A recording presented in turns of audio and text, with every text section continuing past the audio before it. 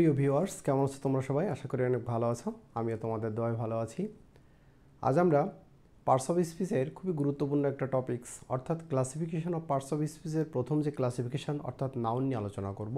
আমরা জানি parts of speech 8 প্রকার: noun, pronoun, adjective, verb, adverb, preposition, conjunction and interjection.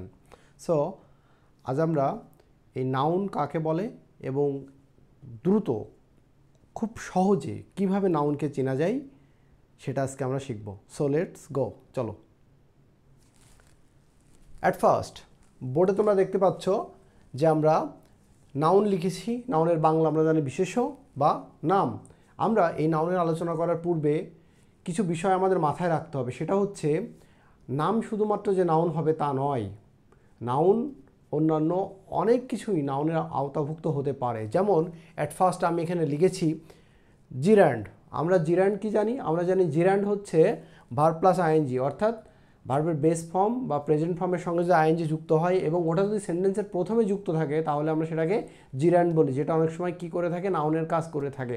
For example, walking is a good exercise, অর্থাৎ এখানে walking এটা verb নয়, এটা কি হচ্ছে নাউন।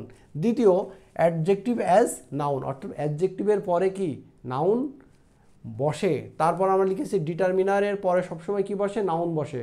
প্রিয় শিক্ষার্থী, আমরা জানি ডিটারমিনার কোনগুলো? আমরা জানি a, an, the, some, little, etcetera etcetera, এগুলো হচ্ছে ডিটারমিনার। আর এই ডিটারমিনারের পরে যেগুলো থাকবে, যে ওয়ার্ডগুলো বসে সাধারণত, সেগুলোকে আমরা নাউন হিসেবে চিহ্নিত করতে পারি। এছাড়াও মজার বিষয় হলো সাফিক্স, অর্থাৎ ওয়ার্ডের পরে নতুন কিছু লেটার যুক্ত করে যদি একটা ওয়ার্ড গঠন করা যায় বা গঠন করা হয়, সেটাকে আমরা কি বলি? আমরা সেটাকে বলি সাফিক্স। অর্থাৎ এখানে ওয়াই, কোনো ওয়ার্ডের শেষে যদি ওয়াই থাকে, যেমন ভিক্টোরি, এই ওয়াই যদি থাকে তাহলে আমরা সেটা কি বুঝবো? সেটা হচ্ছে নাউন। এমনই আমি কিছু লেটার্স এখানে বসিয়েছি, যেগুলো যদি কোনো ওয়ার্ডের শেষে যুক্ত থাকে সেগুলো আমরা চোখ বন্ধ করে বলে দিব যে এগুলো নাউন। এবং বিভিন্ন প্রতিযোগিতামূলক পরীক্ষায় এবং ফ্রি হ্যান্ড রাইটিংয়ে আমাদের কিন্তু নাউন অনেক বেশি সহায়ক ভূমিকা পালন করে। অর্থাৎ বিভিন্ন প্রতিযোগিতামূলক পরীক্ষায় নাউন থেকে কোশ্চেন আসে না এমন কিন্তু নয়, মোস্ট অফ সময় কিন্তু নাউন থেকে কোশ্চেন আসে। সো আমরা নাউনের এই ফর্মুলাটা যদি মাথায় রাখি বা মনে রাখি, তা আমরা অতি সহজে আইডেন্টিফাই করতে পারবো কোনগুলো নাউন, অর্থাৎ কোন ওয়ার্ডগুলো নাউন হিসেবে ব্যবহৃত হয়। নেস, কোনো ওয়ার্ডের শেষে যদি নেস থাকে তাহলে সেটাকে নাউন ধরবো আমরা। যেমন এখানে দিয়েছে কি কাইন্ডনেস। তারপরে টিআইওএন অর্থাৎ অ্যাকশন। তারপর age, marriage, SION, confusion, OR, actor, ER, driver, ment, management, let, booklet, dom, freedom, hood, childhood. শিক্ষার্থী, অর্থাৎ এই যে লেটার্সগুলো দিয়ে আমরা নতুন করে কি প্রত্যেকটা ওয়ার্ড গঠন করেছি, এখানে গঠন করে দেখিয়েছি, এবং এই প্রত্যেকটা ওয়ার্ড কিন্তু নাউন। আরও আছে, দেখি আমরা কি আছে।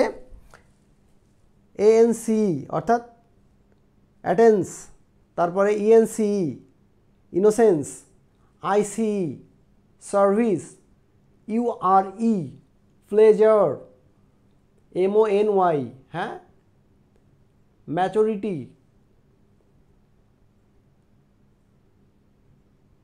ম্যাট্রোমনি, এমওএনওয়াই ম্যাট্রোমনি। তারপরে টিউডি অর্থাৎ সার্ভিটিউড, সিওয়াই,